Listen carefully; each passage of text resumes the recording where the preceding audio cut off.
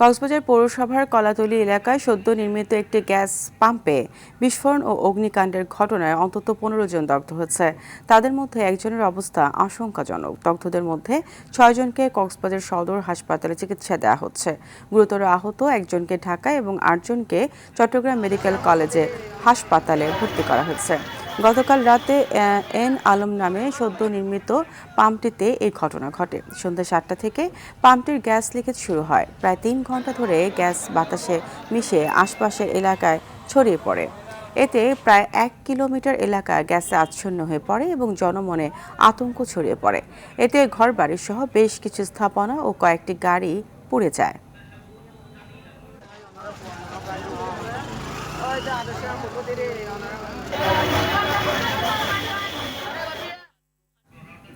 এই বিষয়ে আরও জানাচ্ছি চট্টগ্রাম মেডিকেল থেকে সরাসরি যুক্ত হচ্ছেন সহকর্মী সাইফুল মাহমুদ।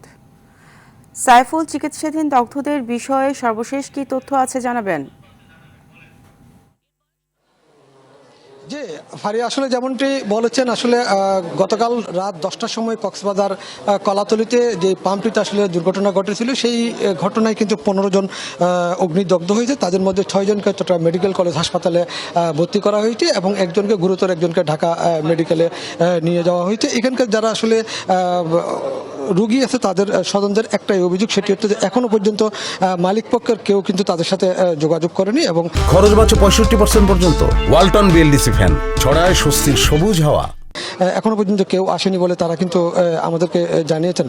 তবে এখানে কিন্তু চিকিৎসা ব্যবস্থা দিচ্ছেন, এখানে যারা ডাক্তার রয়েছেন তারা কিন্তু আসলে চিকিৎসা দিয়ে যাচ্ছেন। তবে মালিকদের, রোগীর স্বজনদের একটাই অভিযোগ, সেটি হচ্ছে যে মালিক পক্ষের কেউ কিন্তু তাদের সাথে যোগাযোগ করেনি এবং তাদেরকে কিন্তু গতকাল রাত এখানে অন্তত 4টা পর্যন্ত সময় লেগেছে এবং এই সময়ের মধ্যে আসলে রোগীর অবস্থা কিছুটা আসলে খারাপ বলা যায়। আমি একটু যদি বলে থাকি, আসলে একজন রোগীর 50%, একজন রোগীর 40%, একজনের 90% এবং দুইজনের 20%, আরেকজনের 30% ইনজুর্ড হয়েছে এবং এই ইনজুর্ডের মধ্যে যিনি 90% তার অবস্থা ডাক্তাররা বললো আসলে খুবই ক্রিটিক্যাল। কিছুক্ষণ আগে মেডিকেলের পরিচালক এবং বিভিন্ন ডাক্তাররা এসে পরিদর্শন করে গেছেন।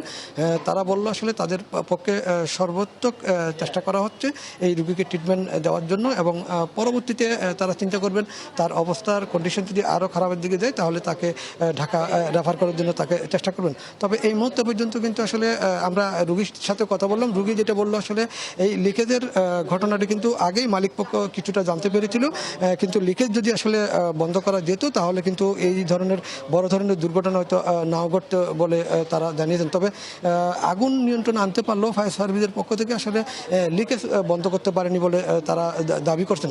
তবে এখনো পর্যন্ত এইখানে কিন্তু আসলে সেরকম আমরা পরিবারের যাদের সাথে কথা বললাম তারা কিন্তু একটাই বললো, সেটি হচ্ছে যে লিকেজ বন্ধ করলেও কিন্তু লিকেজ যদি বন্ধ করতে পারতো তাহলে কিন্তু বড় কোনো দুর্ঘটনা ঘটতো না। তবে এই মুহূর্তে যারা যে 6 জন আছে সেই 6 জনের মধ্যে 2-1 জনের অবস্থা কিন্তু খুবই গুরুতর, বিশেষ করে যিনি 90% বান ইনজুর হয়েছে তার অবস্থা কিন্তু খুবই ক্রিটিক্যাল। ফারিয়া, এই ছিল আমার কাছে কক্সবাজারে ঘটে যাওয়া চট্টগ্রাম মেডিকেল কলেজ হাসপাতালে ভর্তি রোগীদের সর্বশেষ তথ্য। আপনাকে ধন্যবাদ।